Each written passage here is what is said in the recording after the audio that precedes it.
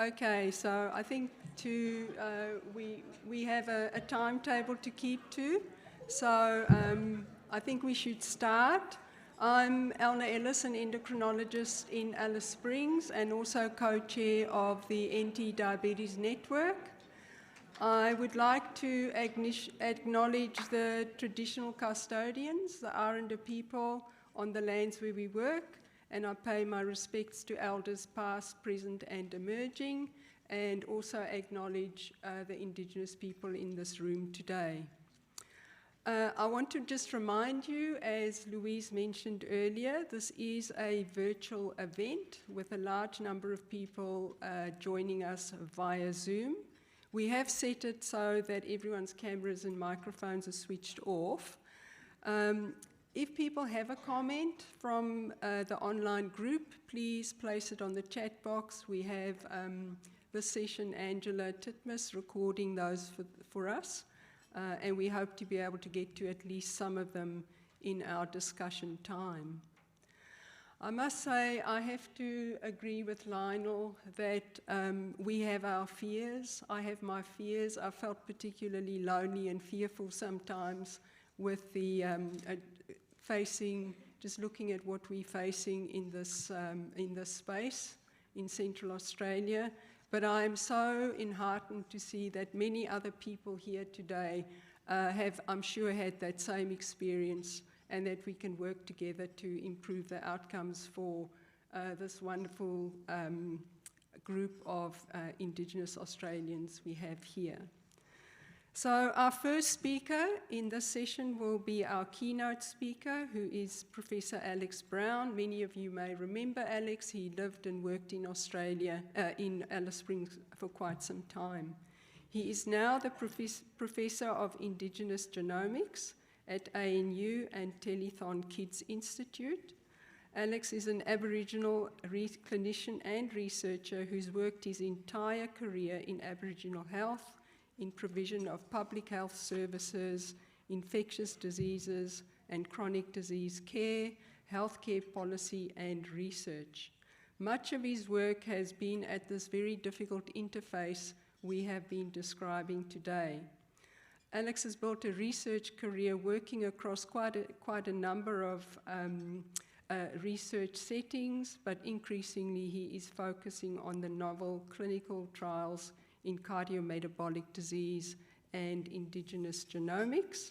And today he is going to talk to us about intergenerational diabetes and Indigenous genomics. Alex will join us on Zoom. I've been advised that our download speed is quite slow, so there may be some glitches, but I guess we're used to technological glitches and all sorts of glitches here in Central Australia, so we'll just go with the flow. Alex, I hope you can hear us, and you're on now. Thank you. Great, thank you, Eleanor.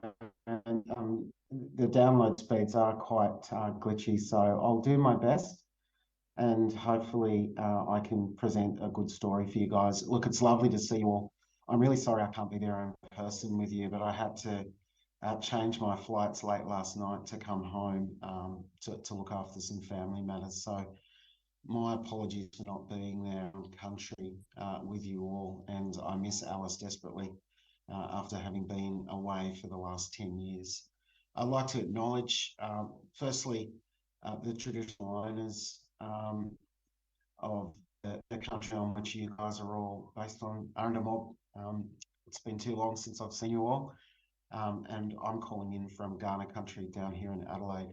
I'd also like to thank all of the crew for giving me a chance to talk to you guys about what is a fairly complicated story, the genomics story, but one that I think we need to be across as Aboriginal and Torres Strait Islander people and services, particularly to make sure that we can deliver benefit from all sorts of technological advances to overcoming the inequalities that we see in diabetes and other related conditions in our communities. I'll share my screen now and bring up my slides, or no, I won't, because I can't share.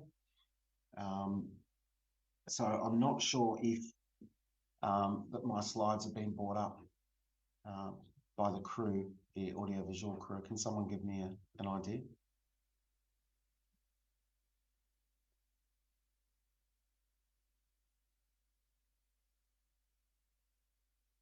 Thank you. I think I can get it done now. Wonderful. All right, so what we'll try and do is go through what is a fairly complicated story, but one that I hope that we can make a difference in the lives and well-being of Indigenous communities. What this talk will start with is a bit of a conversation really about what all this genetics thing is. And really there's sort of two parts to a broader story. There's a lot of terms which are new to us in health services in Aboriginal and Torres Strait Islander communities, but ones that we're increasingly going to have to come to terms with. The most common conversation is one around genetics, which relates to how information from mum and dad are passed down to child. So this is called heredity, and this is how the way in which your body works is informed by the material passed down from mum and dad. Now, your chromosomes, which capture all of this information, a bit like a computer program, but for human health, really focuses in on the way in which this information is packaged in your body, in your cells. And this packaging of the information, if laid out end to end, is like a long string of different proteins. And these proteins, in the order in which they operate, tells your body how to work. It helps your body understand how you grow, and it can also be associated with the development of disease. So this story of the passing down of gene material from mum and dad to the offspring, the children, is called genetics. But we're also interested in the broader story, which is called genomics. And what genomics relates to is not just this code in your genes that's passed down from mum to dad, but also how those genes operate, how they function, what they tell your body to do, and how we can measure the impact of those different functions, both in your cells, but also right across your body, in different organs, in different tissues. So the study of all of that is called genomics. Now, what people in genetic health research are interested in is the difference that exists in these codes between one person and another. Now, importantly, most of the human genome, which is made up of about 6 million of these little proteins end to end, there is a small amount that's different between everyone. That's our uniqueness. And it's this difference which makes up about 4 to 5 million differences between, say, me and another person. It's that variation, that difference, that we're really interested in looking at, because some of that difference is associated with the development of disease. How we look at that is we look at how this code is laid out from end to end and see in people who have disease if they've got specific differences. And then if we look at enough people with that disease, are there many differences that look like being associated with a particular condition, say like diabetes or heart disease? And our ability to make sense of that is what we're interested in terms of genetic research. But there's complexity, as you would expect. Many conditions, it's not just one gene that's different. It may be that there are many differences that a person who may have something like heart disease or diabetes, they may have many differences which look like being associated with the development of disease, or that increases the chances that you will develop disease into the future. And these are called polygenic diseases or complex diseases. It's not just one gene that's different, it's a whole raft of proteins in a different place right across a person's genome. And being able to make sense of that is why we need a whole bunch of computers and what people who are called bioinformaticians or computer programmers and analysts to make sense of the huge amount of information that you need to be able to interpret to see what might be associated with disease. And then on top of that is not just the changes in the genetic code that runs from end to end on somebody's genome. There are things that change the way in which those genes function. This is often referred to as epigenetics, and it's not a change in the genes, but it's a change in the way that they work. And there's lots of things that can influence how a gene is either turned on and functions or is turned off and silenced. Now, DNA is three-dimensional, so there's a whole bunch of stuff that's wrapped around and tucked away inside the ball like a ball of yarn. And what's inside can't be turned on. It's tucked away, safe and sound, no dramas. But the threads on the outside are exposed to the rest of the cell and can be changed, whether that be by stress or worry or diet or toxins or environmental exposures. We call this epigenetics. Now, unfortunately, Aboriginal communities right across the country have been nervous about engaging with genomics research, and there's really good reason for it. Science has done a poor job of looking after Aboriginal and Torres Strait Islander people and their interests in particular. Now, we want to see this change, but we understand that communities remain nervous about all sorts of research. And my feeling is this is appropriate, but there are conversations to be had so that we can look at whether or not we want to engage with this sort of research. So to be able to undertake this sort of research, there's a bunch of stuff that needs to be done. One is you need to know what's particular or unique or special about Aboriginal people's reference genome. So what it looks like compared to other population groups, because they're all different. So Europeans have a particular genetic signature. Aboriginal and Torres Strait Islander people, because we've been here for so long, and because we were isolated from a whole bunch of other populations for tens of thousands of years, we're very unique and we're wonderful. But we don't have that yet. There are also lots of conversations to undertake genomic research. There's a very strong push for all of the information that comes out to be openly shared. And rightly so, communities are really worried about who controls that, who makes sense of that information, who has access to it and for what purposes, what was the consent framework, and how do we manage that really well? And this is all part of a conversation around Indigenous data sovereignty, which is important. We haven't done a great deal of work on that front yet. Again, you need trust. And I don't know that the genomics community has built trust with Aboriginal and Torres Strait Islander people and communities and organisations yet to be able to undertake this work. You need to be able to store samples to what we call biobanks. But there are a few of them in this country, but there is not a nationwide standard approach to doing this the right way, and there's work to be done there. There's been very little engagement with communities about what genetics is, what it represents, how it can be used, how can it make a difference. So there's an enormous amount of work to do there as well. There are clinical services that operate. These are called genetic health services. They usually are most likely involved in the diagnosis of rare diseases, particularly in children, but their more broad use for Aboriginal health has been very, very minimal. Now, as it currently stands, if you were to look at all of the genetic projects that have been done across the world, very few of them involve populations that aren't European in terms of their background. So 90% of all of those individuals, this was in 2020, it's changed a little bit, but most of the communities or individuals involved in this work are European, of European ancestry.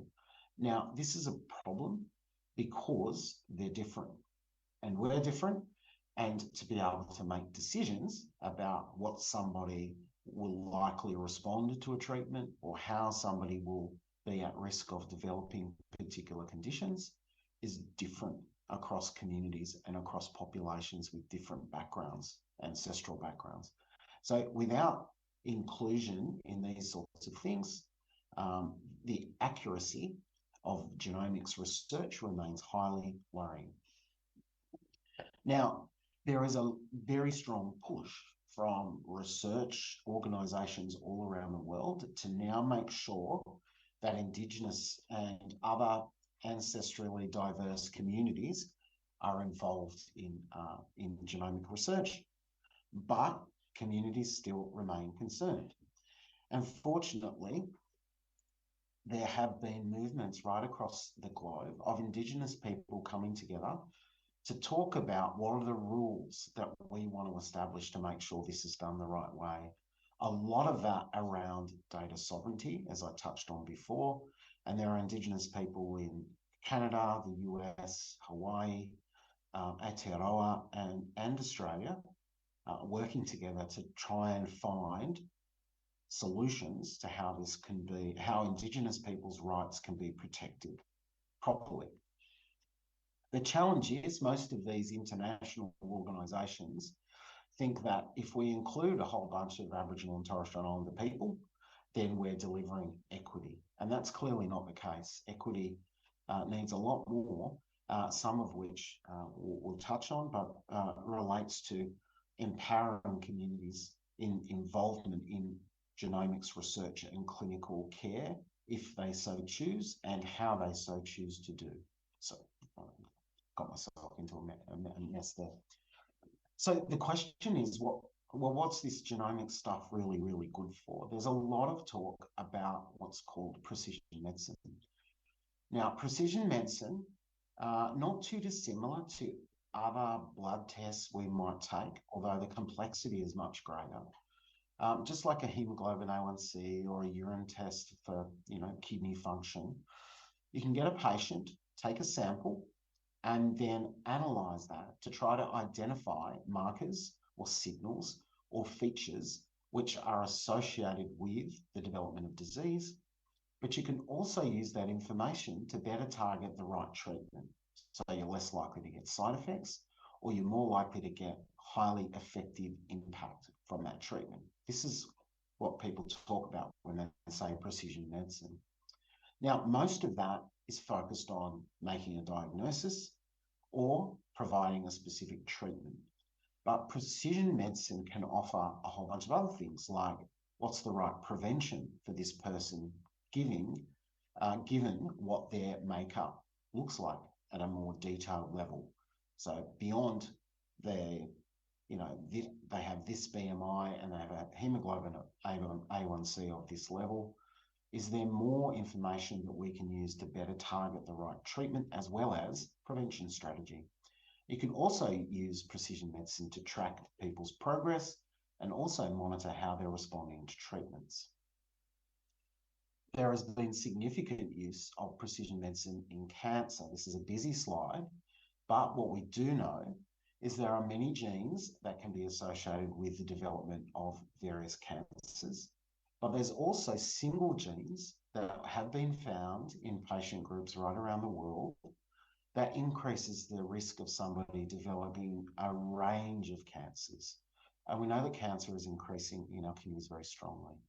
Now, how it's being used in the cancer space is to target the right treatment, to model who's going to respond to what sort of therapy if they are unfortunate enough to develop the cancer, to highlight alternate drugs that haven't even been thought of that look like in the analysis that you do, they're going to respond better. So there is benefit to be had. But there's also the ability to not just look at the genetics, but to look at all of the elements of genomics, which is the epigenomics I touched on before. So what switches on and off your genes to function, how those genes tell your body what to do. That's called a transcriptome. And then what proteins your cells are told to make, and then how those proteins are used in the body and what's left over after they've been used, which is called the metabolites. So you can look at all of these layers, bring them together, and try to target the right treatment to those individuals. And this seems to be an opportunity for us to think about diabetes, which is quite complicated. Now, importantly, there have been genetic studies of diabetes in Indigenous communities in other parts of the world. This is a piece of work that was undertaken with Greenlandic Inuit communities, obviously up in Greenland, and they were able to identify a very strong genetic signal that was associated with how the muscles handled sugar. And if people had this particular genetic, what we would call variation or mutation, they were 10 times more likely to have diabetes. And this is a very, very strong signal. Now, we don't have to get into the detail of this slide, but what it seems to suggest is looking for clues in Indigenous communities can be really, really important, and you're likely to get different pictures than what you see with non-Indigenous communities. So how could we be using precision medicine in diabetes? Well, we know that this is a condition that progresses. It gets worse over time. There's people in the pre-diabetes phase that it would be good to be able to identify as early as possible so that the right prevention strategy can be targeted at that time. Similarly, we know that people are, some people in particular, are more prone to develop complications.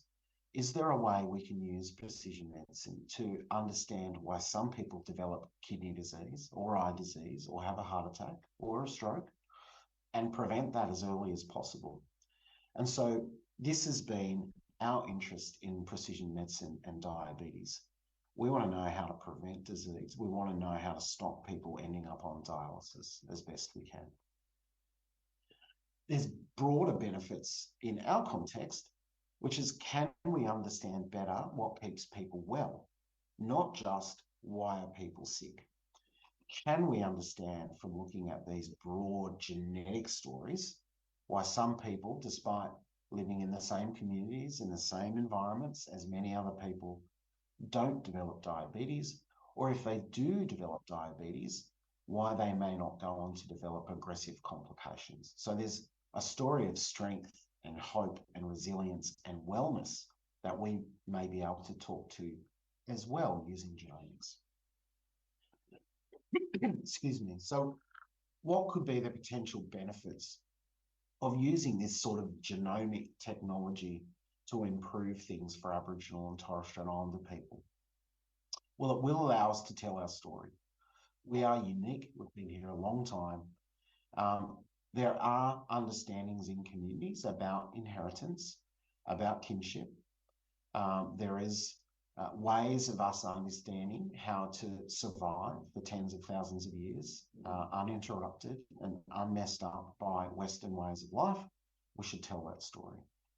Through talking with communities, we can build trust, and we can identify the way in which communities may want to engage with this work or not. There are clearly benefits around being able to diagnose disease more accurately. We should be able to use genomic medicine to provide better and more targeted treatment, but also prevention strategies.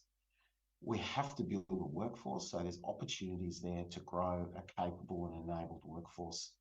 We do need to understand how to work out what to do with data and how to protect it the right way. We can use it to develop better and more equitable policy to improve access to appropriate care. And ultimately, we want to reduce inequality, but there's a long way to go to get there. We also understand that there are benefits by engaging Indigenous people in genomics because of what we know and how we work. And our ways of knowing and doing could really influence for the better the way in which all of these other knuckleheads are taking on the genomics story.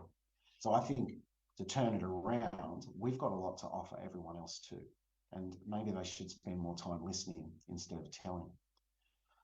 So how did we get involved in the genomics story? It did come from the diabetes space. It did come from communities saying very clearly, what are you going to do to stop us ending up on dialysis and stop us from developing complications in the context of diabetes? It was because we saw such a high and inequitable burden in our communities. It was because we saw it at very young age. It was because we see very aggressive complications, in particular the kidney story, but there are many other complications that we worry about. And it was also because of this pattern that has been explored in detail in Indigenous communities in the United States and Canada, and increasingly by our wonderful friends across the Northern Territory, led by Louise and everyone else, looking at these intergenerational patterns of diabetes from mother to child and beyond. So this is where we came from and how we became involved in the genomics story. What we really wanted to do was understand why we see so much diabetes in our communities and why some people are really prone to develop the complications. To do that, we needed to collect more than just the story of their hemoglobin A1C measure, but the whole story, where they grew up, what the social circumstances are like. Are they experiencing stress and worry and grief? What are some of their behaviours, their diets, their physical activity, etc., as well as the genomic story? We wanted to pull that together and make sure that we could look at how the genetic story played with these other broader factors. We felt that this would help us better understand the complexity underlying diabetes in our communities. And ultimately, we want to prevent both diabetes, but importantly, the complications using this latest technological advance in genomics as one of the things in our toolkit. We developed a longitudinal cohort study. So that means you get a whole bunch of people and you assess them and you follow them up over time. Nearly 1,400 people across South Australia, and we've collected information across all these layers of genomics I touched on briefly before. The genetics, the epigenetics, the transcriptomics, which tells your cells what to do, your metabolomics, so they're the things that are made after your cells tell your body to do things, as well as a bunch of other things. And the good thing about this sort of approach is we can look at a raft of different outcomes of interest. In this case, it was the complication story: kidney disease, eye disease, heart disease, etc. But we could also apply it to people who, say, develop diabetes really, really early. So at a young age, are there differences that we can see by looking at the genetic story? And then we're going to follow these people up and assess them at 5 years so that we can see who developed disease over time, particularly the complication story. And then we can look back at what we found when we first saw them to see if there's any signals that give us a clue that somebody's going to have trouble in the future. And that's the basis for us being able to throw everything at them as early as possible to prevent the complications developing. I mentioned we can apply this to different what are called phenotypes or clinical pictures. In this case, those who are developing type 2 diabetes early.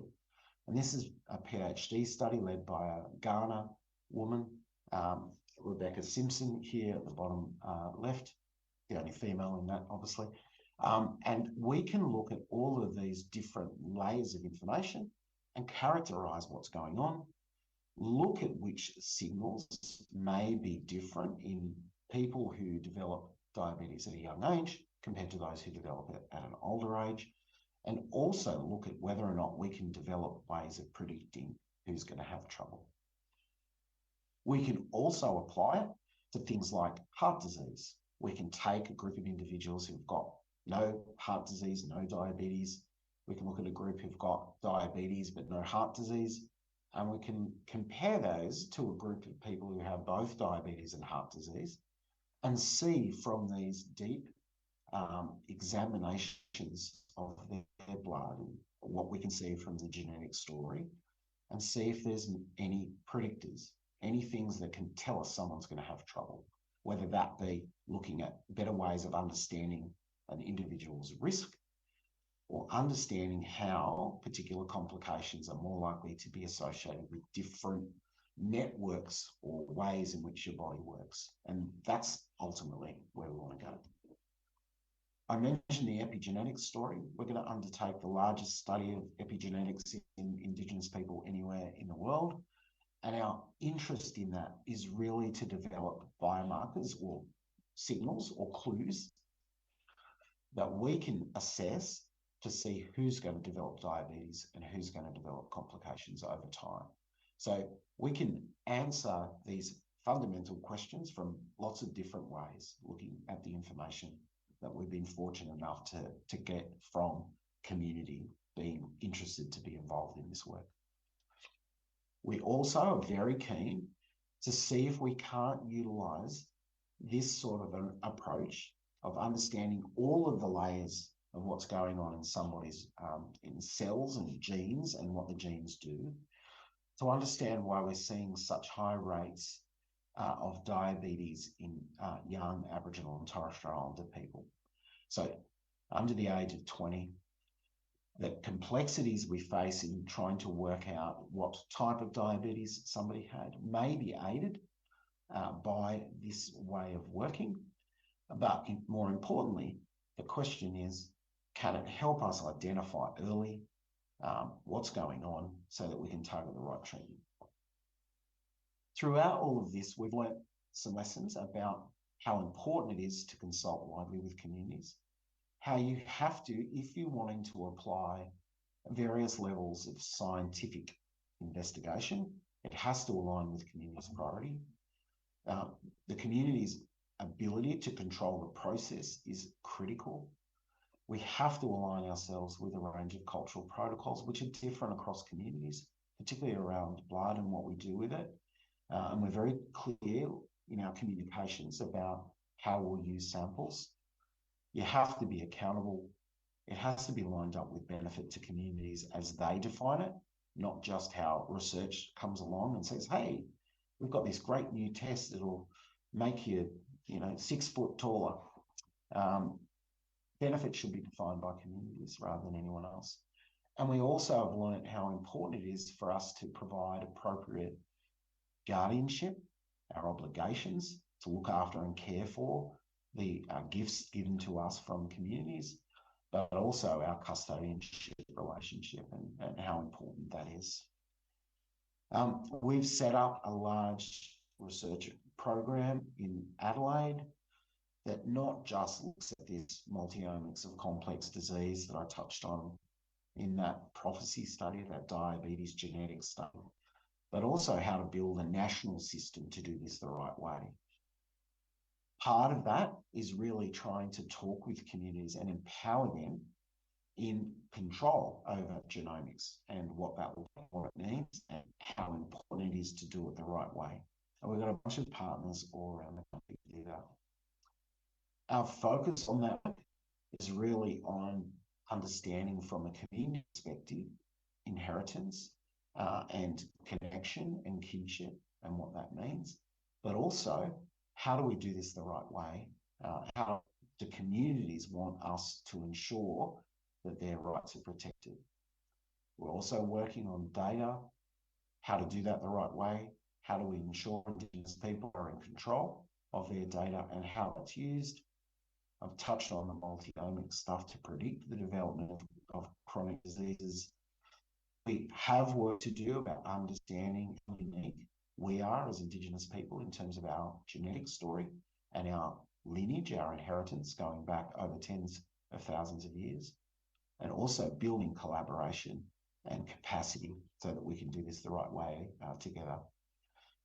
We've just been announced successful in setting up a national network in Indigenous genomics to do this more broadly right across the country. Our job is to establish a network of people who are interested in being involved, to build awareness and understanding in communities, but also in the genetics community about what Aboriginal and Torres Strait Islander people know and understand. Obviously, if communities are happy to share that information. There are policies to make sure we get this right, and we need to build those.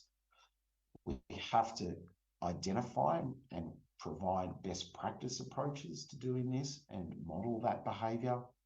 We want to build capacity, and we want to make sure that benefit is received by Aboriginal and Torres Strait Islander communities as they define it for the future. So it's fine to have a machine that goes ping and it's really fancy and can do a lot of stuff. If it's not delivering anything to communities, I don't think we should be involved in it. Anyway, that's just my personal view. What this looks like is making sure that we set up nodes of activity across the country who work together on establishing Indigenous governance for genomics, understands and responds to critical policies in this area on their terms that are important for those communities and those jurisdictions, working together on the way in which we can manage data the right way and building the next generation of researchers and clinicians across all levels of the workforce who understand what genomics is and how it may be of benefit to communities. So the question is, why do we need a specific focus on genomics from an Indigenous lens? We're unique. We understand that knowledge is sacred and deeply connected to country. It's sacred, restricted, and should be governed and controlled by Aboriginal and Torres Strait Islander people on their terms. Science has failed us in the past. We know that we've got responsibilities to make sure that generations to come are protected from the decisions that are made now. And therefore, I feel we've got an obligation to do this as well as we can. If not done well, genomics will widen inequalities rather than overcome them. And really, it can provide benefit, but it has to be on our terms. When we talk to non-Indigenous people about if they want to engage in Indigenous genomics, it has to be about empowering communities and it has to be about delivering direct benefit. And we're sort of trying to drum into them that if you want genomics to engage with Indigenous peoples, you're going to have to accept our agenda. You're going to have to support what we want to get out of it. You have to collaborate with us on our terms. You've got to proceed at our pace, which in many ways will be the pace of trust. It has to be aligned with how we want to roll, the ways of working that we have established, and it has to be for our benefit. So I might leave it there. I hope the technology worked, and I hope I wasn't too disjointed and crazy. Thank you very much for your time.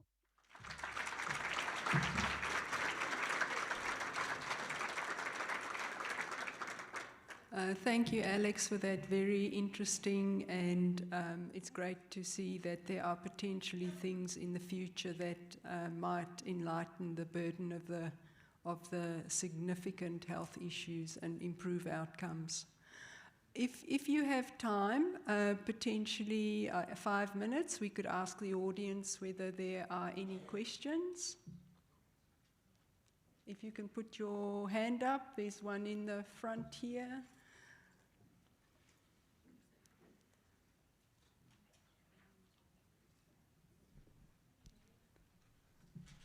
Thank you. Thank you for a very interesting presentation. I was just wondering, this is maybe a little bit left of field, but I was just wondering if any of, the recent developments by Svante Pääbo into ancient DNA has been utilized and has had any application in finding out about, early Aboriginals, either historically or genetically or even medically.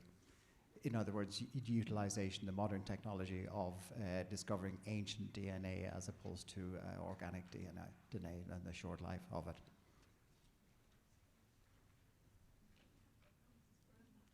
I think Alex is frozen.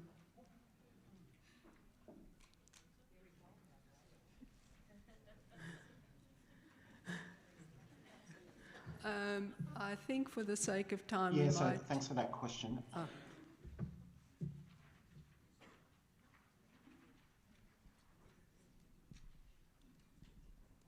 Hi, I think I did hear that question. It was about the utility of ancient DNA.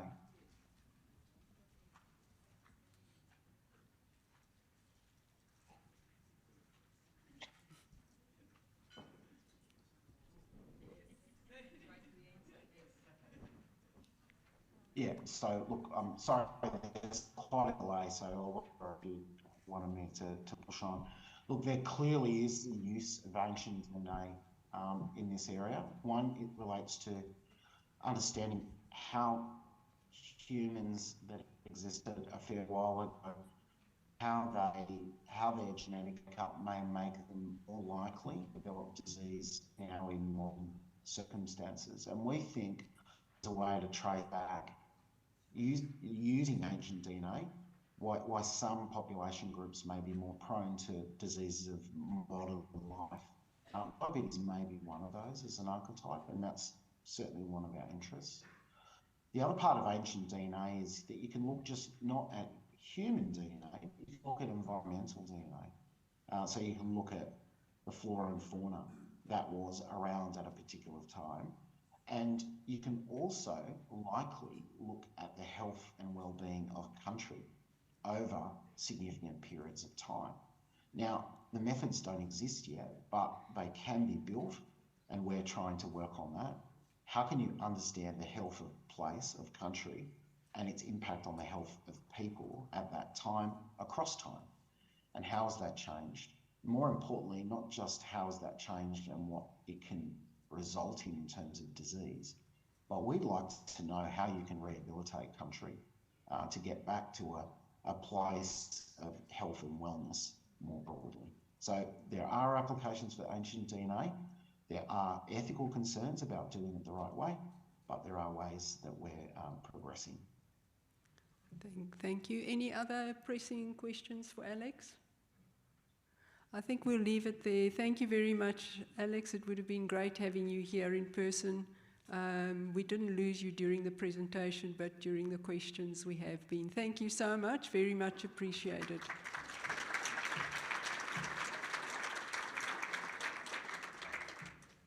So we move on to our second speaker this morning, who is Amenia Brunker.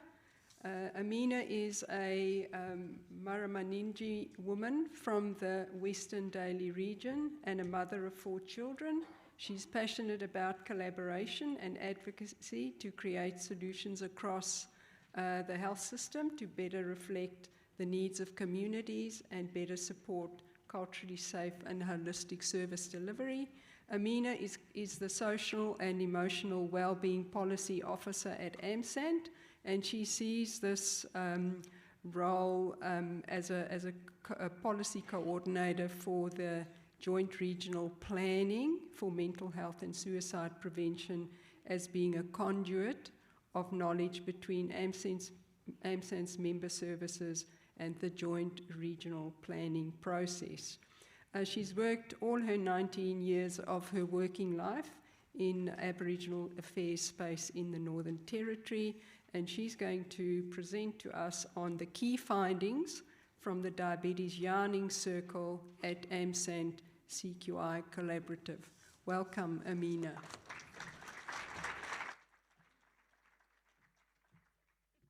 I didn't know that bio was going to be that long.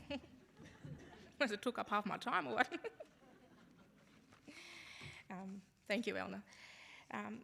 Firstly, I'd like to acknowledge the traditional owners of the country that we are all meeting on here today, the Central Larunda people. And I'd especially like to pay my respects to the elders past, present and emerging. I'd also I'd like to acknowledge and recognise today the elders that are present in this room, and also the community leaders and those with lived experiences and other Aboriginal people and the allies as well that are with us today.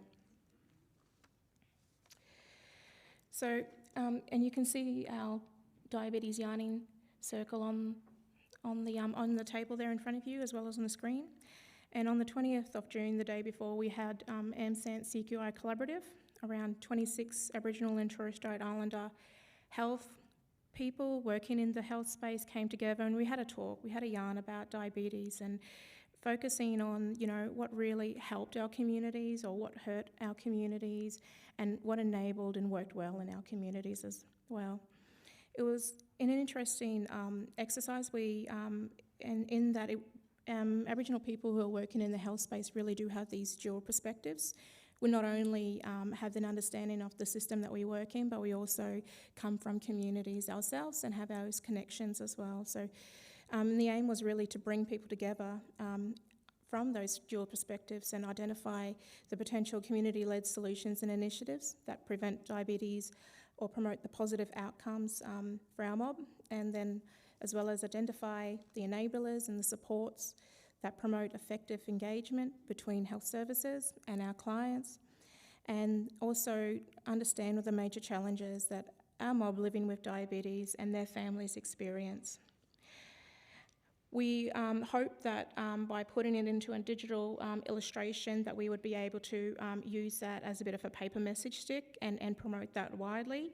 I must say I've actually been personally blown away with how far this has gone and to what degree this has been used, and I really would like to acknowledge everyone involved in the Diabetes Summit and really harnessing the knowledge and what we have here today to really inform the summit. So the first section you can see there is the green one and what works well. And we understood that, those social events that really create positive spaces for health promoting messages and activities work really well in our communities. And those are those health expos and sporting carnivals that really create those positive engagements in communities. And sport carnivals are also important too, because it also provides the opportunity for females who may not necessarily have much opportunity, such as the males football team in the community who may have a regular season, but opportunities for females to be able to participate in physical activities in those sporting carnivals. Structured activities, you can see that as breakfast clubs and art and craft activities and group cooking and sugar-free days. These were all really worked well in our communities, is what we heard as well. And the group activities were really important, and those health promotions that include our families and our communities. So anything that is delivered really should be mindful about the group or the family that are around that person, and how can we involve them where needed and where possible. Culturally safe spaces, no surprises, but what that came out strongly, these are really non-negotiables and are essential.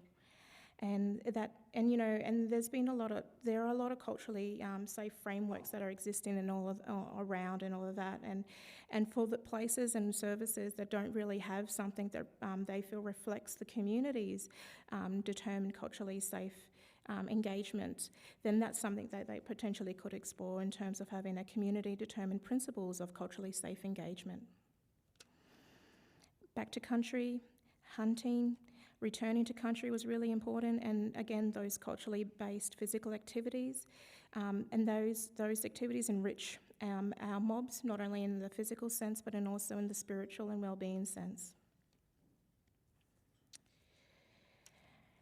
Then we had a talk about, what helps as well?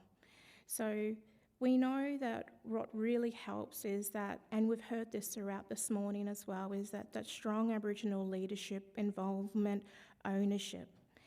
And that really helps in our communities, and those community leaders, involving them to create the solutions, and also creating the community environment to support the solutions. We also understood that the Aboriginal educators and community education was really important as well.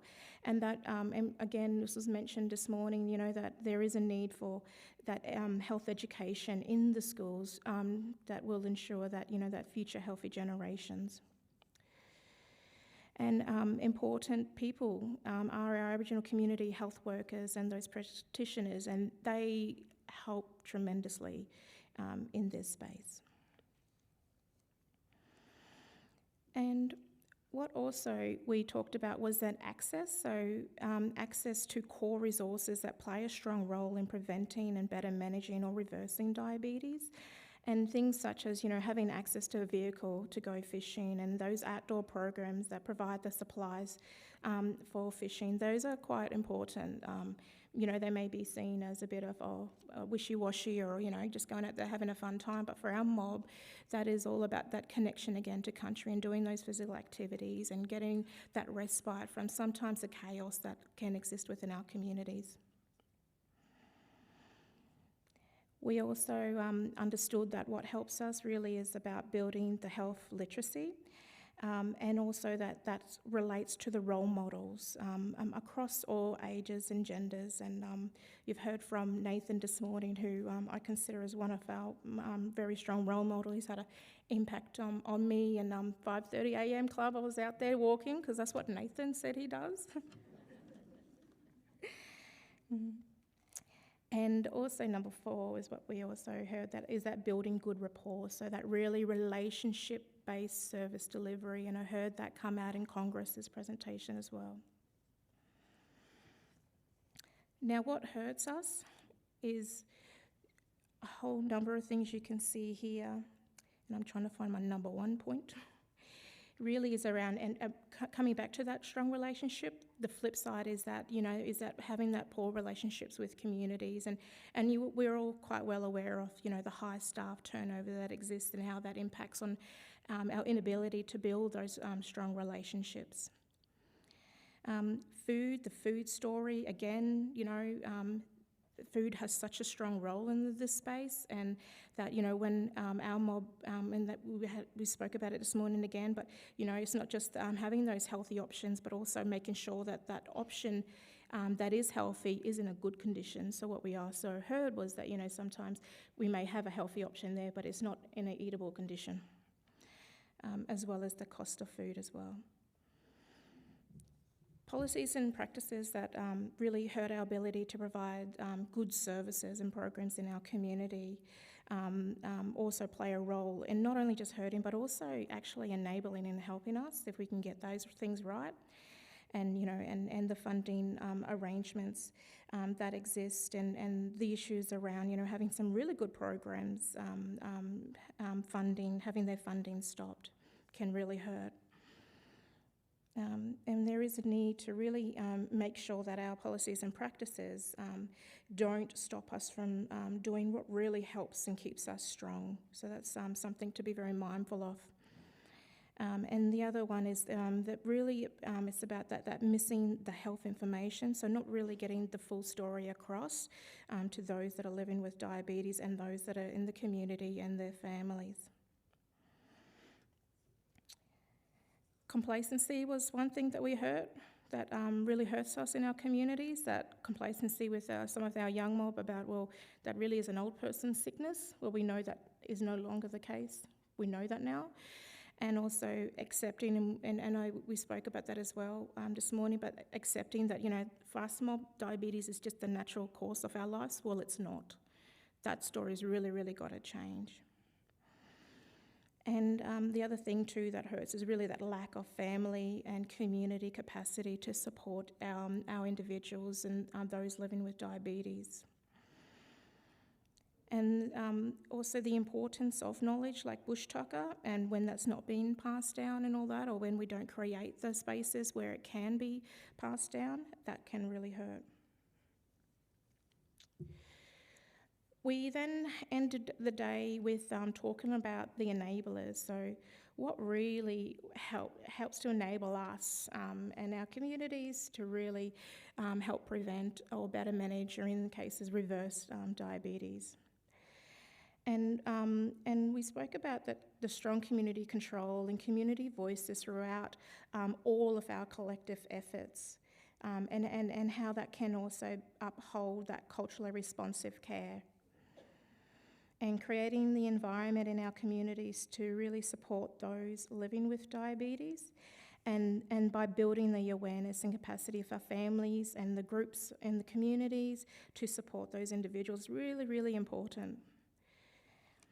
Shared experiences and that peer support, and so I was really privileged to hear some of those lived experiences today, and those peer support and how they create those supporting networks within our communities.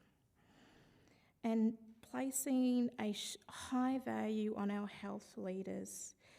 You know, that's really, really important, because the role and the impact that they have in sharing their strength through their stories is really, is beneficial for us all. We'd like to see that, you know, really recognised.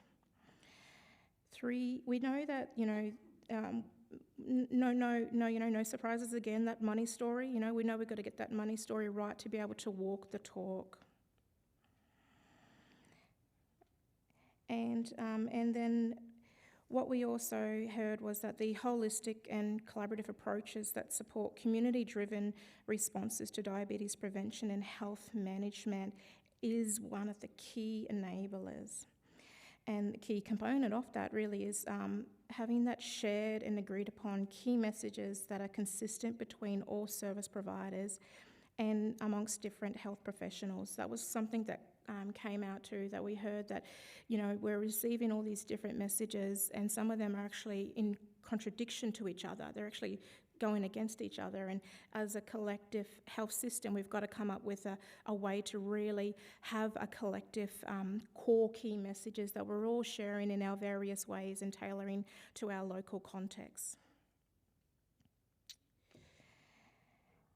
And building more community resources and community assets to increase that knowledge and skills of Aboriginal healing and healthy ways of being, which is our view of holistic health, and Nathan speaks so strongly to that. And then we ended it with that real strong relationships working together. You can see at the bottom right there.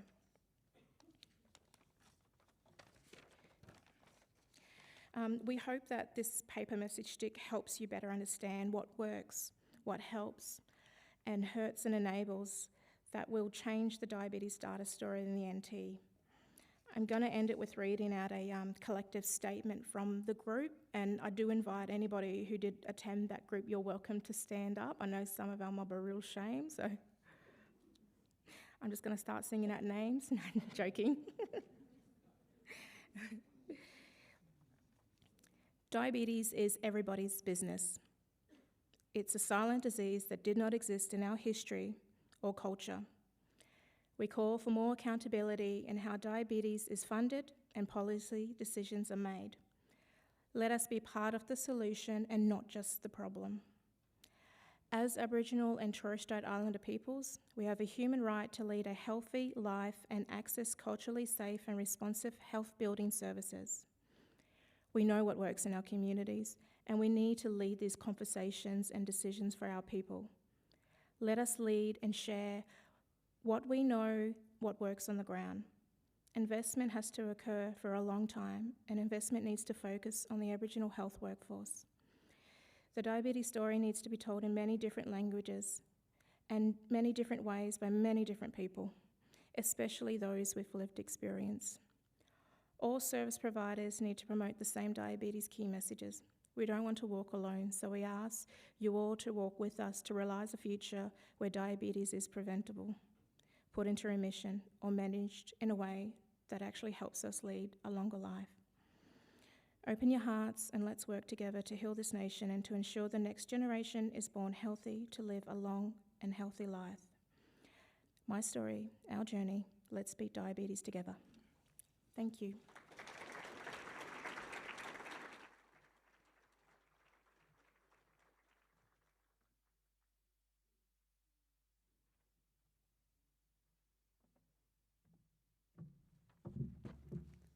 Thank you, Amina, for that wonderful talk. I've suddenly felt a weight off my shoulders.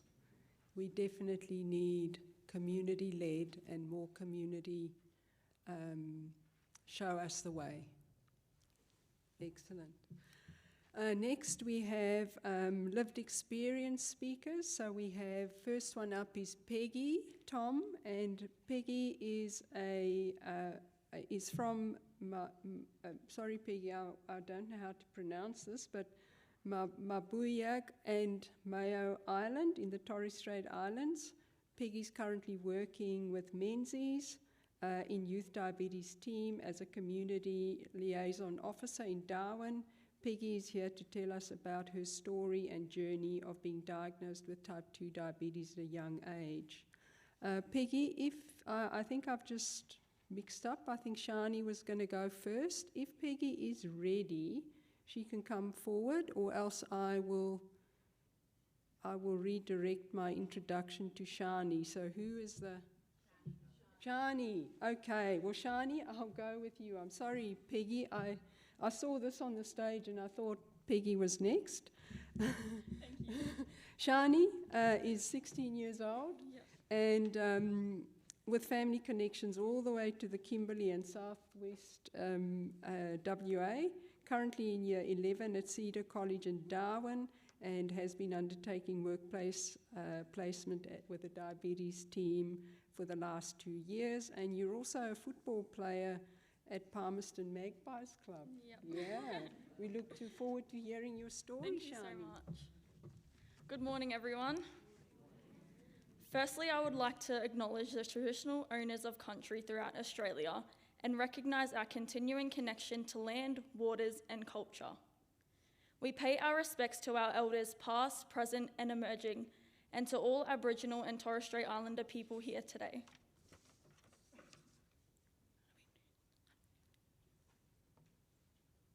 It's just this button. Sorry, just figuring out how to work this. This one?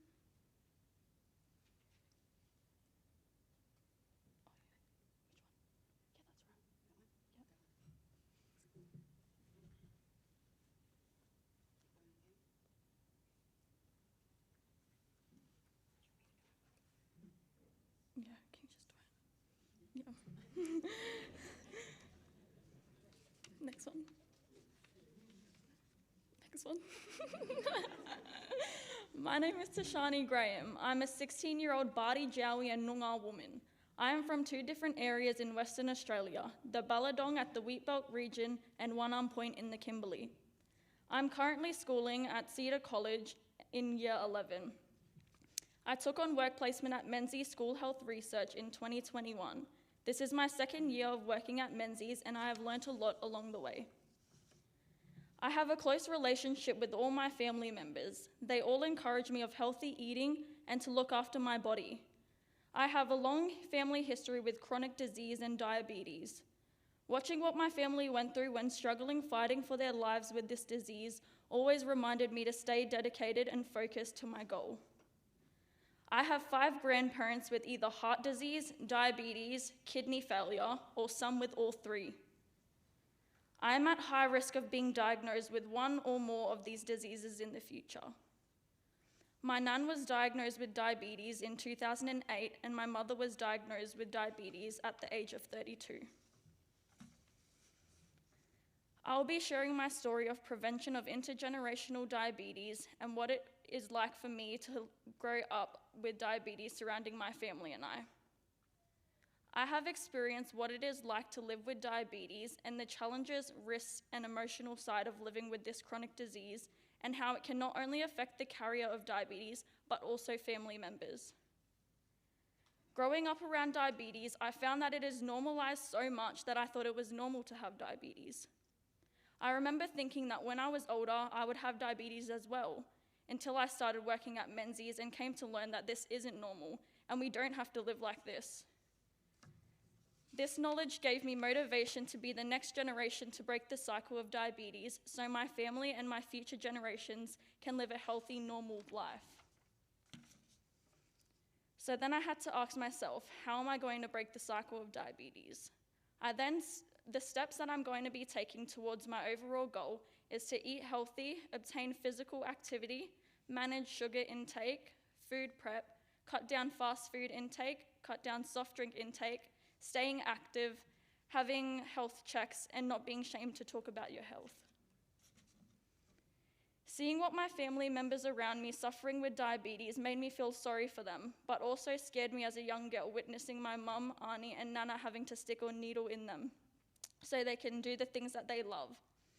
Growing up, I was scared I would be the next one in my family diagnosed with diabetes, and seeing my family having to minimalize what they eat, seeing them suffer with other complications like heart disease and kidney failure just because of diabetes, is just a reminder for me to stay motivated whenever I feel I'm not wanting to go to training or eating the correct foods. I'm sticking to my goal on how to break the cycle of diabetes so I can have that freedom when I'm older to not worry about my glucose levels or any other illnesses that diabetes could have caused me in the future. I grew up in a very sporty family. I was born into playing basketball, which was my first sport. I started playing basketball when I was 7 years old, then I never quit. My second sport was AFL, and I started when I was 14 years old. When I started my AFL career, it opened me up to a lot of different pathways and taught me a lot of things in the sports, health, and medical area. After I played in the 2020 Grand Final, I was then chosen to participate in the NT Thunder Academy, which opened me up to a lot of different pathways. I learnt about strapping when I was introduced to the Territory Sports Medicine Physio. I learnt about health and nutrition when I met a nutritionist. She taught me about what kinds of food I need to be eating, especially before and after games, to maintain my body and to have a fast recovery after games and training. I also had access to a well-being lady who taught me about mental health and ways to obtain and look after my mental health when balancing my social life, athlete life, and professional life, whether it being school or work. All of these things was very beneficial for me as I lacked knowledge in most of these areas, and learning these things helped me through life today. I am dedicated and committed to achieving my goal in the near future, as I am breaking the cycle early and excited to see the significant changes in my next generation's lives. I'll be making changes to my eating routine and making those become healthy habits. Getting out of those bad eating habits and unhealthy living habits will be one of the ways I encourage others in my family to try. I am dedicated and will strongly encourage other young Indigenous women to get out of those unhealthy cycles that they grew up in and help them become the younger generation in their family to break the cycle. Thank you for listening.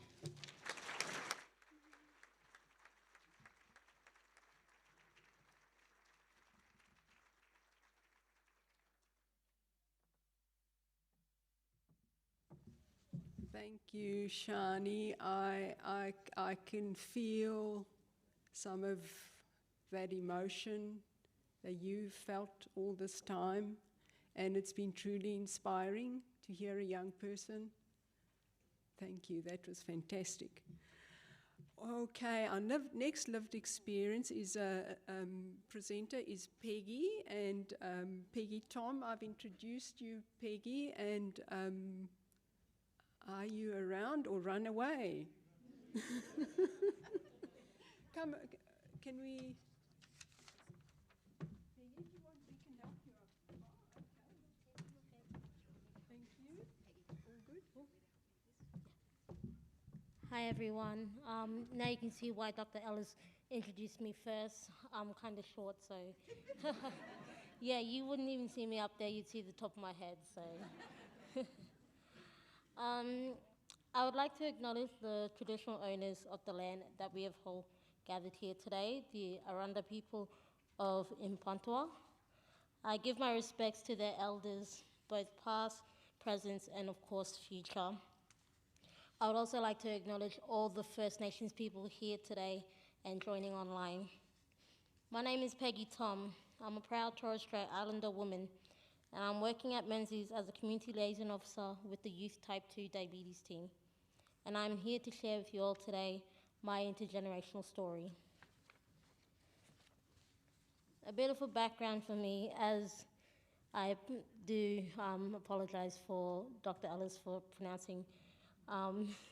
mispronouncing some of my tribes. My father is from the Wagadagam tribe on Mobiag Island, and my mother and grandmother are from the Gobbers tribe, known as the Mowai Kigal on Moa Island, with connections to the Karaeg people of the Horn Island, and my grandfather is from the Arakan tribe on Bardo Island, and this is all within the western side of the Torres Strait.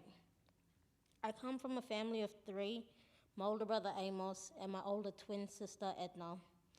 We were raised by a single mother, moving back to Moa for 4 years with our dad, until we had to move to Brisbane, where my brother and I had to get treated for medical reasons. My brother had a kidney infection, and I had a scoliosis surgery. I was born with the curved spine.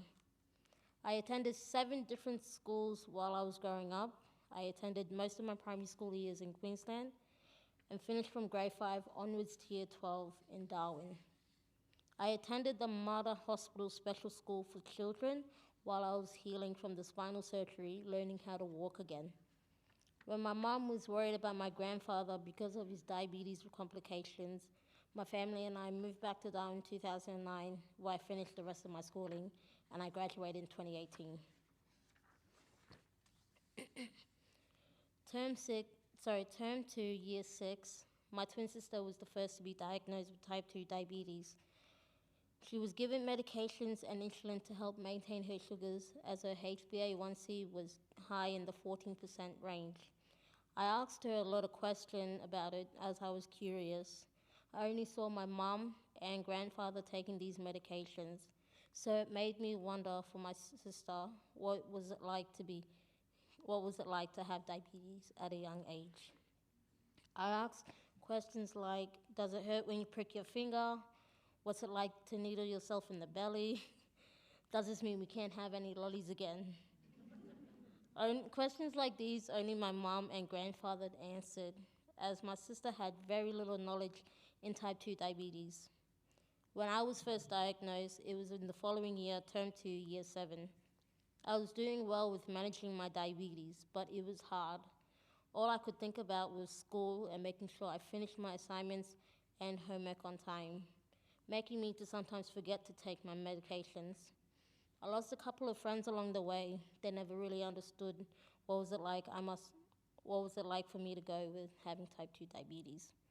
Going to appointments during school hours were hard, considering I had to miss out on schoolwork and notes that I could need for tests, quizzes, and for the assignments. It was hard sometimes where I feel like after every one of my appointments, I did not want to go back to school because either me being tired or I just didn't feel like being at school because of what the doctor said to me. This was the first signs of my sugars being out of control.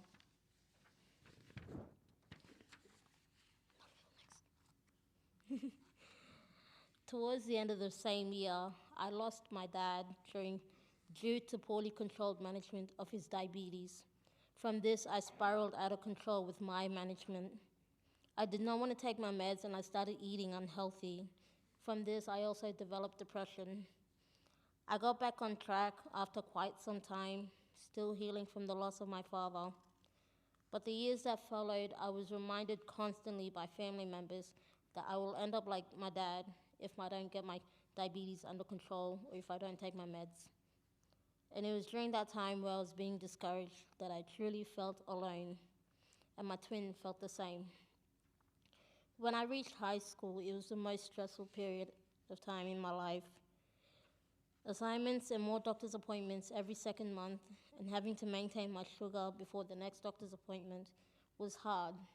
So hard that we had to lie to our doctors because it was shame to tell them we haven't took our meds and it will save us getting a lecture from them. I was turning 18 soon, and my mom decided that it was time for me to take on some independency and start going to appointments by myself. Honestly, still the little kid brain that I was, I didn't want to do that.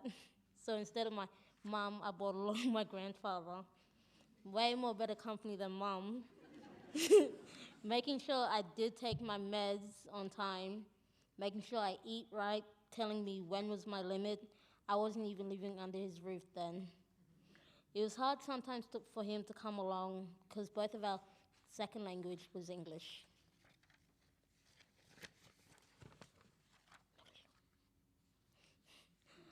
I have a family history of type 2 diabetes.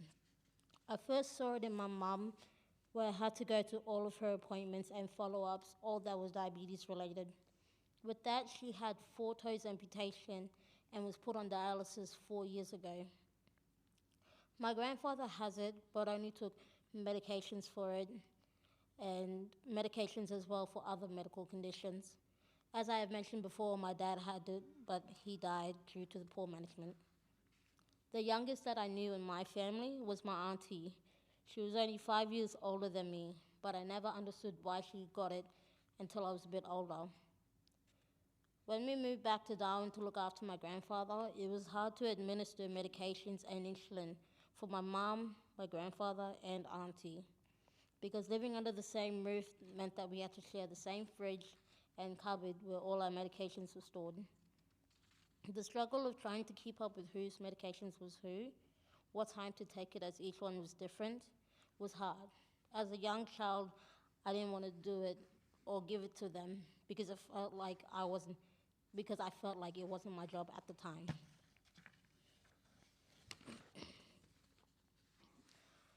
As I have mentioned before, my mom was put on dialysis 4 years ago, another medical condition to add to the list of problems that we were having then. I was getting back on track with my diabetes, but when Mom had to come home and tell me that she was going to become a home hemodialysis patient at first, I thought that this was going to be easy. I'm going to have all the support and help that I need. Well, it was not easy. My siblings moved away for work and become independent. I was the only one to stay behind, looking after my mom and, at the time, my grandfather. With no help and trying to find a way to go to work every day, I was upset for not taking care of myself and for spiraling out of control again.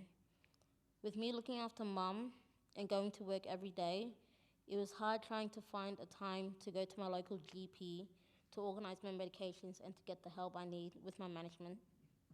Every day, I feel like this is a recovery from substance abuse, which I never did, but in a way that is similar. Looking after Mum did influence my lifestyle as a type 2 diabetic. This meant that I have to change my diet and my time to take my medications. At times when she was admitted into hospital, she wouldn't let me stay on my own, so she would send me down the road to my grandfather's house where my sister was living at the time. The frustrations of mixing our medication was the #1 problem we had when sleeping over happened. It was the best thing though, because if we ran out of meds, we can always borrow each other's.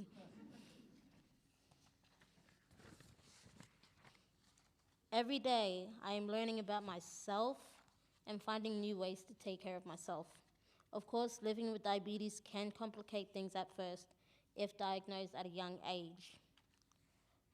And then there is later in life where it can lead to serious chronic sickness if not properly managed.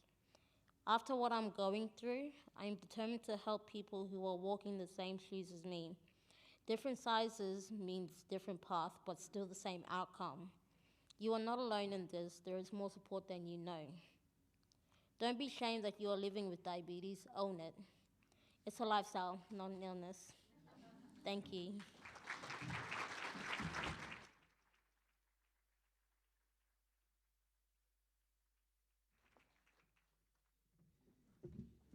Thank you, Peggy, for sharing that story with us. I hope that doctor you told the lie to isn't in this room today.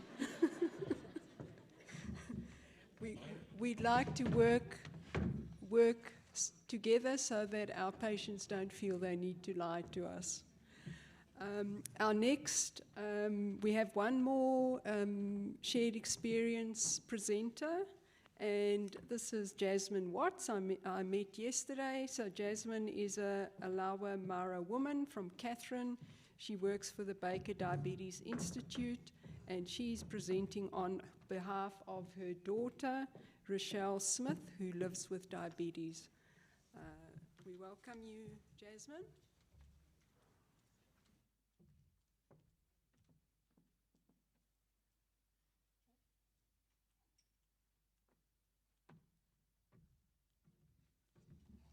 Hi. Okay, just if I can work this out first. Does anyone know how to change slides?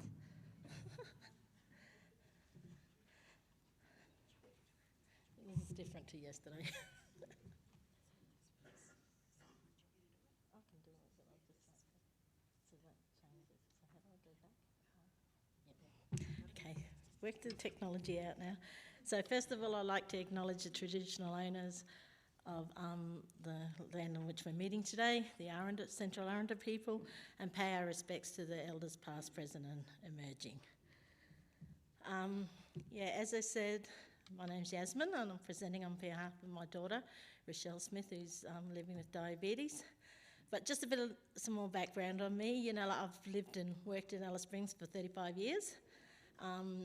Worked at Congress for 10 plus years, Central Australian CAAC, which is alcohol rehab program, Tanajura, worked with the anti-government. So yeah, I married a Central Arundel man from Alice Springs, who's Rochelle's dad. So this is Rochelle's diabetes story. So that's Rochelle, and Rochelle today with her three boys. So finding out Rochelle had diabetes, she was 30 years old and she was pregnant with her third child. She knew about the gestational diabetes, and she thought it was something easily managed, but she didn't actually realise the extremes of having gestational diabetes. So I tried to understand. Oops, okay, I think I went too far. Yeah. So trying to eat right with the family. So, she had a family of already 2 boys, a partner, and that. So trying to eat right for her was like, am I going to try and manage to cook something that we can all eat? Or will it be, like I've got to cook something for myself, cook something for them? So trying to manage this was kind of hard for her, and trying to find the right things to eat. One of the hardest things that she found was controlling the blood sugar levels.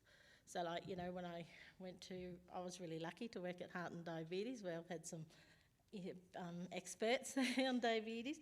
So when I went to Rochelle's house and I looked, and I'm like, she's having 10 cans of Coke, no sugar a day, and I'm like, I'm not quite sure if this is what you're meant to do. Very good that you cut to Coke, no sugar instead of Coke. So I went back and I asked the expert at work, and they were like, not so good.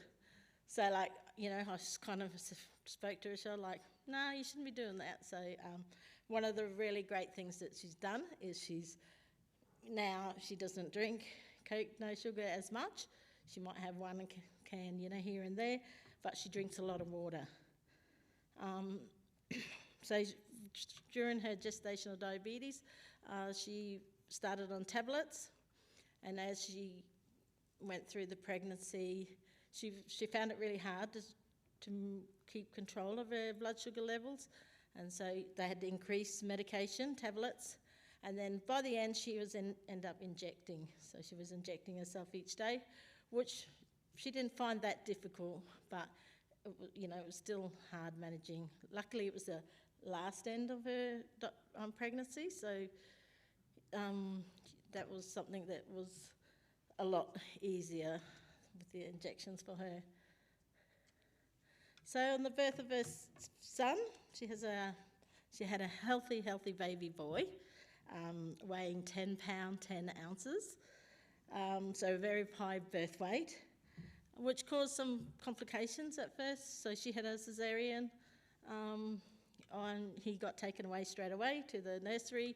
He had some breathing complications and things like that, so they thought, due to him being so big, it was harder for him to be able to breathe on his own, and so he had some other health complications, which he ended up back in hospital probably 10 days after, and that was a bit difficult time. So learning, about that sort of complications that came with that for him.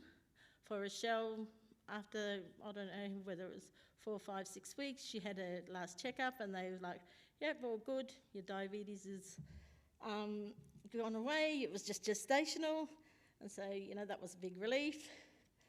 And then one day she was sitting at her table, and she's just seen the blood sugar level tester there, and she's just like, I've got nothing else to do, I might test my blood. So she just pricked her finger, and then, she decided to call an expert, her mum, and they're like, okay, mum knows everything, so I have to put on my health hat, and she said Mum, I just tested my blood sugars and it's 15. And I'm like, holy shit. And I said to her, you need to go and see a doctor. And she's like, no, I think it might have been just something I ate that day. I'll try and test it again later. And I was like, no, Rochelle, sugars are, I hope I've given her the right advice, but I was like, from my understanding, sugars between 4 and 6. Anything outside of that, if you have not got diabetes or anything like that, is not a good thing. So luckily she took my advice, which she does on occasions, and she rang her midwife, or looker, and she made another appointment, and she went for all the tests, and then it was found out that she had type 2 diabetes, which was, for her, like the other speakers said, it wasn't so scary because we know a lot of people with diabetes, like we're just like, they're just living their normal lives and that. So it wasn't something that she thought that she really needed to worry about. Mum, on the other hand, thought like, okay, this is not good. So I'm always on her back about, like changes she needs to make. Oh, should you be eating that extra cake? Like, it's okay, Mum, I'll take medication, was what she used to say to me. And I'm like, no, that's not the way it works. So back to the expert. I went back to work and I'm like, hang on, she's saying that, does medication work like that? So like, I'm like, she's had all these appointments with doctors and that. She's quite an intelligent girl, like, how is she not getting this message properly, that just because you take medication doesn't mean that, you can eat whatever you want, because now you're controlling it by medication. So I tried to encourage her to see one of our doctors, experts, but she's like, okay, no, I'll just, go along. And she's, she has done really well. She's, trying her best to do what she can. So moving forward, so I'm just wanted to touch on some of the things that I've found, working in health, being Aboriginal myself, some experiences. So for a young mum so in the span after a year of being diagnosed, like, we went through quite a really hard part in life. So my dad had passed away, then 3 months later, my nephew, my sister's son, and then 2 months later, Rochelle lost her partner, and then 3 months later, I lost my brother's daughter. So in a span of 8 months, we had a really, really hard time. And saying this, like, Rochelle had to keep moving forward. She's got 3 sons, and type 2 diabetes. So obviously, in that span of time, thank you, eating right, trying to do the right thing, kind of flew out the window. But Rochelle's the type where she won't go and say that to a health expert. So if she works in for an appointment, they say, how are you doing, Rochelle? Yeah, I'm doing great. Yeah, I'm doing good. So, like, for her to say, like, hey, no, I'm not doing so well. I haven't eaten the right things. Oh, Rochelle, your sugar's really high. You haven't, done what you're meant to be doing. So instead of her trying to say, like, hey, this is what I've been going through, what's some things that I can do to help me get through things. Luckily, Rochelle has a really, really good, strong family, and a great friendship group who's been there from the time she tested diabetes. They all tested their sugar levels and that. So, so that's really some things that from a health professional when someone walks into your room. So we're not only dealing with grief of our own. I was talking to Sian about, like, understanding culture, and having cultural understanding is really important when you work in the health industry, because not only do we deal with our own grief, but we deal with community grief. And one of the examples, I've talked about the young fella Cassius, like, we didn't know him, we didn't know his mum, but as a community we felt the grief, so like living and working in Alice Springs, oh, such and such a Tsharni passed away, such and such. So it's grief every day, that finds that really inflict things on people's lives. That that's why it's really important for cultural understanding. So, like, when I was doing this, helping Rochelle to do this presentation, I was like sending her some messages, like, what do you want to say and that. And I sent her a message, which I was like quite shocked. And I sent her a message saying, "Are you worried about the boys getting diabetes?" And she flicked me a message back and said, "I never even thought of it." And I was like, "Oh, wow," you know. And then like a minute later, she sent me another one, but, well, of course now I am going to, you know.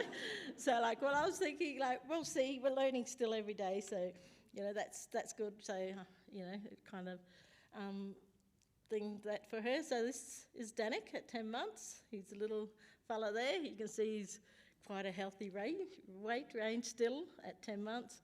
It took quite a few years, like he's, you know, like 2, he was still, everyone was like, whoa, look at that big boy, you know, sort of thing. But today he's 4 on Monday, and, you know, like he's quite a healthy weight thing. And the things that I noticed, you know, like for him and for his brothers is Rochelle, when she drinks water, the boys just drink water, you know, so she drinks water quite regularly. She'll carry a 2 litre around with her and drink that quite often, and the boys are always drinking it. And when they're at home over with Nana, they'll say, "Oh, Nana, can I have water?" You know, they never ask for a soft drink or that, so that's very good.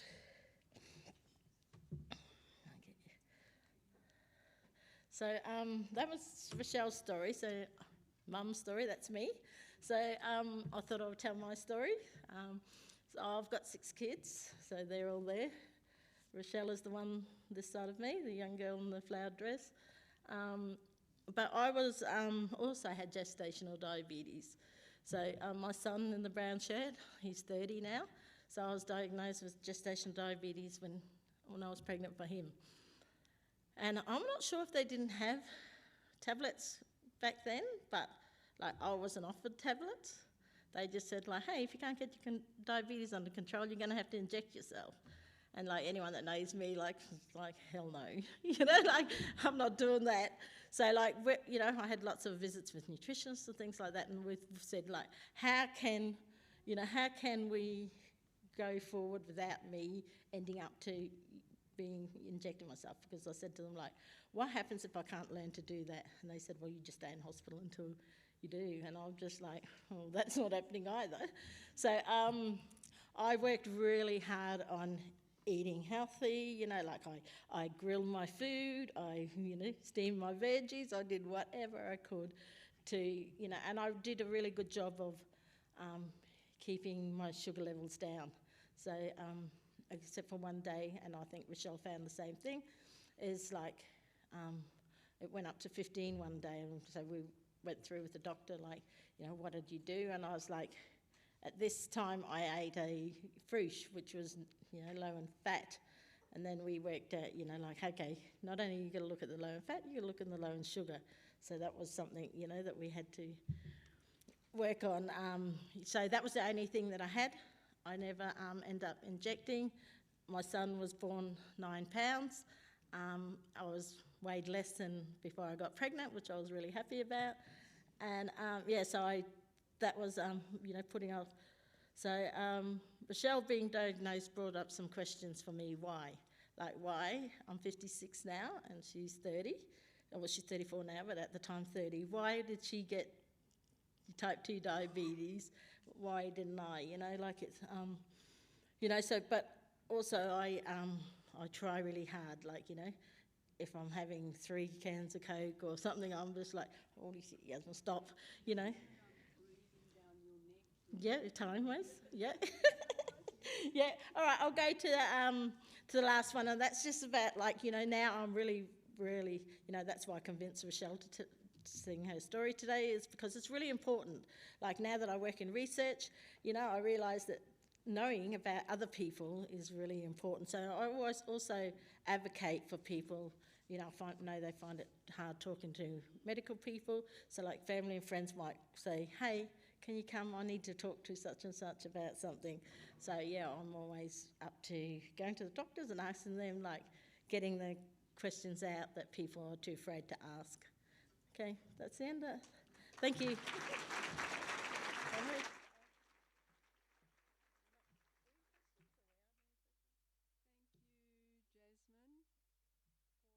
We're going to have a panel, so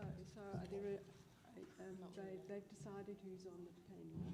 But thank you for sharing that Thank you for sharing that very brave story, Jasmine, and I think I want you on my team.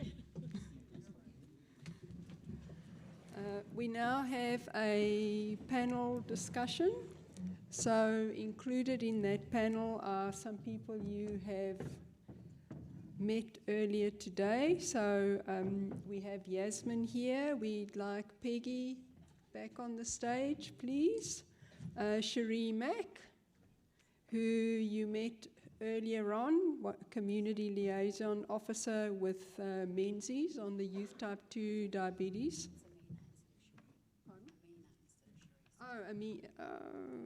Amina. Amina, I believe you're on here. And then is John Boffa here? I believe he was to be on our panel. Thank you, Amina.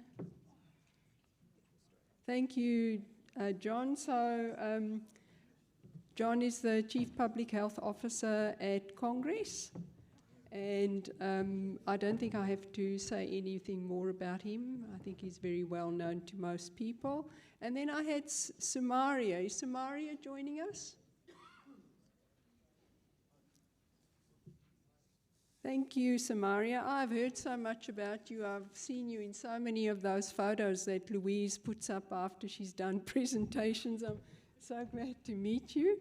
So Sumaria is an Aboriginal health practitioner and a diabetes educator with top-end health services and a member of the Partnership's Aboriginal and Torres Strait Islander Advocacy Advisory Group. Thank you so much, and we've potentially got some questions from our online attendees. Thank you so much, all of you, for being on the panel and for your presentations, those who've contributed with presentations. The theme that I got through this talk was just how hard it can be to have diabetes when you're a young person in particular, but when it runs through your family. And the other theme to this was the yarning story, which I found so enlightening, and I've always felt that we should have more community-led programs. So just while people are thinking about questions you might want to ask, I want to ask Amina first, and the rest of the panel to comment. How could we use the yarning circle theme? How could we enhance it more to enable us to help young people who have or don't have diabetes, to get a message out that diabetes isn't, as we say, normal, and it can potentially be delayed, at least the onset, sometimes prevented, and that there are quite effective treatments for it. How can we use the yarning circle model? Do you think it could be used to, support the youth space? Yep. I firstly think, is that working? I firstly think that it's really, really good to utilise these yarning circles with those with lived experiences, such as Peggy, and those are also here on the stage as well. But just to use that really to showcase and change the stories we are telling ourselves and our communities, and really igniting the young people in a way that they then go and take that and utilise that same approach in their own yarning circles and leading their own initiatives to really further change that story about it. And I think that's what the yarning circle does. It provides an open floor format to really talk about things that really help us or that do hurt us, and we acknowledge it all, the good and the bad. And I think there's lots of opportunities to really replicate that. And interestingly enough, in my other job that I do on a full-time is the SEWB Policy Coordinator. with the Joint Regional Planning. What we did here down in Katherine in the Big Rivers region was that young people like yarning circles. That's how they want their information being told to them. They want to use that format where they can have a conversation as opposed to being directly lectured or told. Peggy, do you think that might have, that kind of support would have helped you and deal with, you know, all that that generational diabetes you had and the difficulty you had? Do you think if there was a young group or people you could talk to as a community, that would have helped? I believe yes. Although growing up I was only part of one, it wasn't really a yarning circle, we called it the CAPS meeting, and it was more about anyone with either type 1 or type 2 diabetes could join. But the main thing was that the one thing that this group didn't have for the yarning circle was that me and my twin sister, we were the only Indigenous girls there. And I think with yarning circle, it can open up to having no shame within the Indigenous kids with having type 2 diabetes. Okay. John, I'm aware that yesterday there was I think Congress was involved with or it might be coming this weekend, but on Saturday, a workshop about having an appointment with a group of people. Do you have any comments on that, or on yarning circles per se? Oh yeah, I think, look, group work is something we're going to try, particularly in the context of the demand we're now getting for diabetes reversal and people doing that together. That's what happened in the remote community that Donna mentioned, and then I think there's a lot of scope for that sort of group work, and the yarning circles is great. I think the message of hope, though, that comes from like one of the people in remote who's incredibly well known in his community, who's reversed his diabetes, got off all his tablets. He just can't stop talking about it, and people want to hear about it. So you're hoping you can share that in a group. And other people that are managing their diabetes well. So in the context, you know, we've heard all these really powerful stories of how challenging it is and how difficult it is. But in that context, it's even more important that people like Nathan, you know, can get up and say, in spite of how difficult it is, you know, this is what we've been able to achieve. And those stories are really powerful, coming from the context in which people are struggling to try and either reverse it or manage it well. So we've got to give this message of hope, and the newer treatments. I mean, we heard Lionel say how much better he felt on the newer treatments than the old treatments, and that's really true. I mean, I've got people now not being able to access the injections. It's been a disaster for quite a few people. You know, someone just yesterday said to me, he wants me to prescribe Byetta, which is twice daily injections, because he's experienced what it was like on semaglutide weekly. He found some. He went back on it for 2 months. He fell $1 million. Now he feels so tired and back to how he was. He's prepared to inject himself twice a day. So these sorts of stories, these modern treatments, we're getting better. And even the stories from people who've had gastric sleeves. There's some great stories of people who had gastric sleeves and have reversed their diabetes, got off all their tablets. So they're really powerful stories to add to the yarning circles, and group work for people who are trying together to support each other to reverse their diabetes or just get on top of it. You know, we've tried groups before and it hasn't, you need a lot of support to make groups work. It's resource intensive. They don't just automatically happen. I think that's true as well, but there's a lot of potential for groups. Sumaria, and maybe Peggy as well, have you used sort of groups in any kind of setting in your work? And I'm wondering whether it would be something that might work in young people. Do you have any experience? Yeah, I have done groups. I've done groups with Denaladoba, with our young people, and so we did a whole day of education. Like, they got the day off, that was good. So we did the education first as a group, because with young people they think it's a silent disease. They don't think other people have got it at their age, you know, so to break the ice, And so while I was holding the groups, we had a doctor screening and teaching them how to use a glucose meter. And we had a healthy lunch. They had to make it themselves. And we did our blood sugars after lunch. And then we went for a walk down the water gardens and then came back, did their blood sugars again, and they seen how exercise drops their blood sugars. Yes. And that was a while ago. One of the young fellas from Indigenous at PIVS, he was very shy. His dad came with him, and unfortunate they were a real high-risk group. And it's only this year he had a heart attack and is now on dialysis. How old is he now, Sumaria? He's 20. And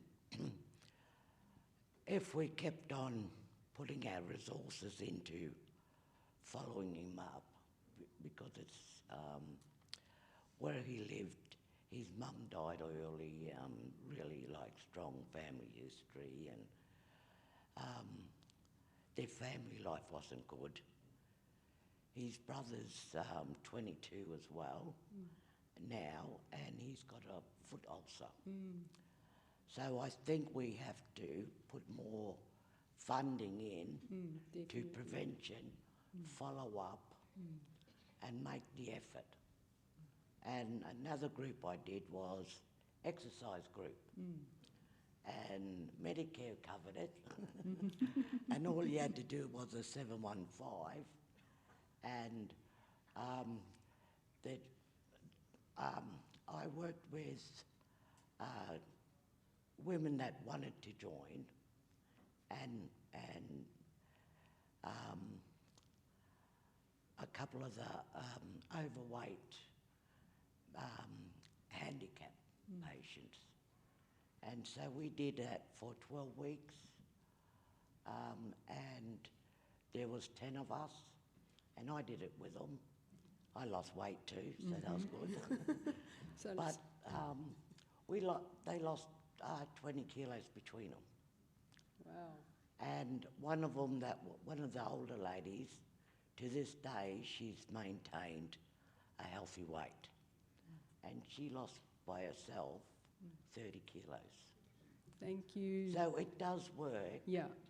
But there's no funding. Yes, resources are short. Ongoing. Yeah. Thank you, Sumaria.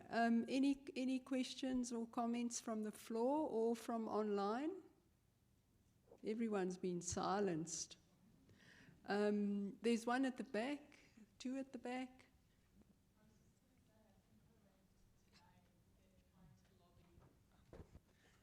Just a comment on follow up on that. I think I read today they're trying to lobby for the federal government to commit 5% of the health budget towards prevention. I mean, that's a drop. Prevention in general or prevention of diabetes? Health just in general. But I mean, that's nothing. How is that going to address anything? Anyway, I had a question for Peggy, but everyone on the panel, yes. When you were telling your story, you were talking about the burden of appointments, trying to attend school, how that affected you with your school journey as well, but also you were a carer, and then, trying to self-manage as well. Do you have any advice for how we can change what we're offering? We try and offer multidisciplinary appointments where possible, but is there any other recommendations or advice? Well, from my experience, I just it's kind of like trial and error. I'd learned this from science, obviously, but trial and error can also happen in everyday life. So the first thing that I knew about my mom that made it easy was that she had to be trained to become a home hemodialysis at first. It was easy for me, but because I was going to work and it was else, and I just finished graduating school, I think with me, my sister was still living with me, but she had to look after our grandfather. And in our culture, it's not really our kind of thing, but it's our job to look after our elders as well, because they're not going to be here for any longer. But with my experience, I had to ask support from, my mom is not the type to trust other people to look after her, but her own daughters. She trusted me completely to go into appointments with her. And as she's on the transplant list, she's also asked me to go along. And I think my advice is possibly just use all the help around you, because it could be a heavy burden, and from this it's all about also mental health as well, especially with your managing diabetes. It can mess you up in a way that you may think you never recover from, but I think if you get all the help that you need from your from your family members, your best friends, or within the community, anyone that's well known to you and your family, you would get help from them. So yeah. Thank you, Peggy. While I saw another question at the back of the room somewhere. Thank you.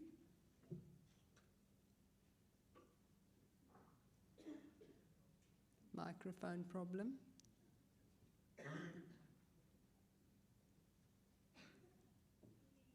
No, not yet.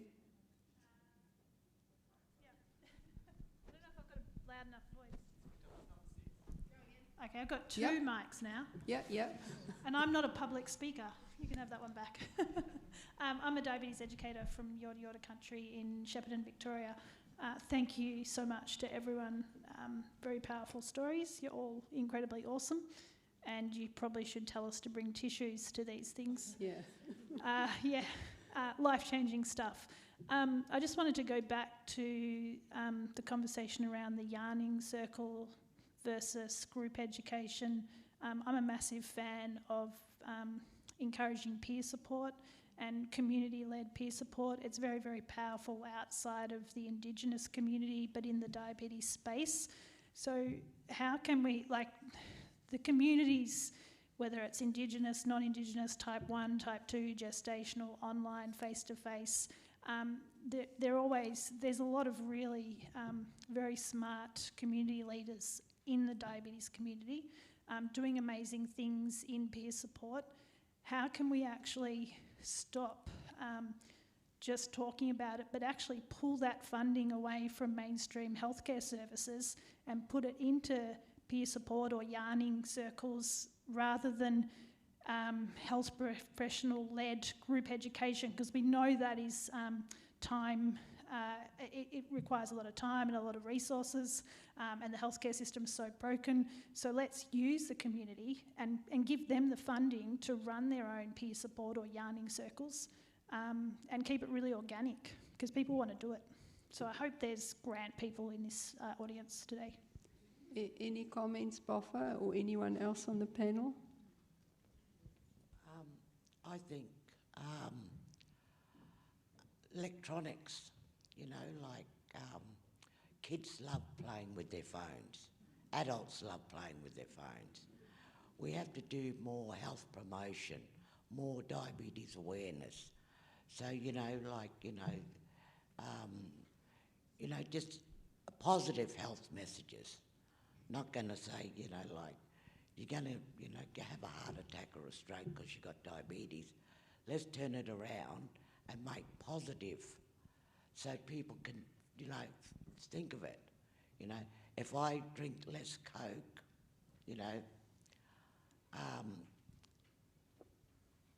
I'll feel more energy, try and get those messages out, not the bad messages. You have to take tablets and insulin, So, more health promotion through technology. And it's not that expensive. So, have little pop-ups, And the clinics, you know, they can have little pop-ups. You know, your health check's coming up, you know, and, you know, it's a good idea to walk 30 minutes a day, those sort of things. You know, drink more water, that's not hard. So, yeah. So, yeah, make it fun ones, you know, so, yeah. Okay, thank you, Sumaria. Any comments from the panel? I think our lunch is probably waiting out there, but any comments from the panel? Just on that peer education issue, I think. I was going to say, I think that's what I was getting at before. It is happening. It needs to be resourced, but there is a move to go back to having Certificate 2, 3-level health workers or health coaches, so we can employ more of the people that are already passionate, that have actually managed to make a difference, who want to be peer educators and educate the community, get them into employment much more easily than what we've had. We used to have that years ago with health workers 30, 40 years ago. We've lost that with the requirements for professional development and professional training. So if we can go back to that sort of workforce, then some of those people can be employed by health services again. That's not the same as having dedicated funding for yarning circles and peer educators, but it is a way to try and get that sort of thing back as part of routine primary health care. Yasmin, the final words with you. Yeah, I just want to say about the yarning circles, like what really would work really well, and I suppose some people do it anyway, is having champions like Peggy and the other speakers, you know, to lead that yarning group. But also it's not only like for the people that have diabetes, you know, like let them bring along a couple of friends, you know, and, you know, because they might not have diabetes now, but later in life they could end up with it. So for them to be more comfortable having some, you know, their friends with them, like Rochelle's friends, you know, like they literally do everything together. So if she said she had to go to this, they'd go with her, you know, just to, you know, for company and that, so they could all learn about it together. Because, you know, like you said, that stigma of like everyone thinks it's normal, and for them to understand, no, that this is not, you know, yeah. Okay, thank you so much. I think we have to call it a day. There's a big hand up there. Peggy, I just want to say that you're an amazing person. You've gone through a lot, challenge looking after your family, and look what you have achieved.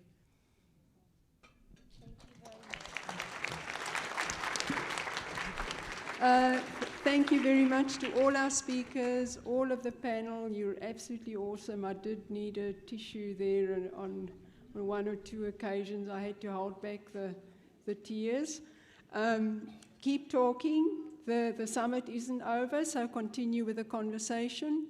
And this will be the end of our session for the online people. So the online people, there will be you'll receive a feedback form, so please respond to that, and we'll see the online people again tomorrow. Thank you very much. Thank you, all of you, totally.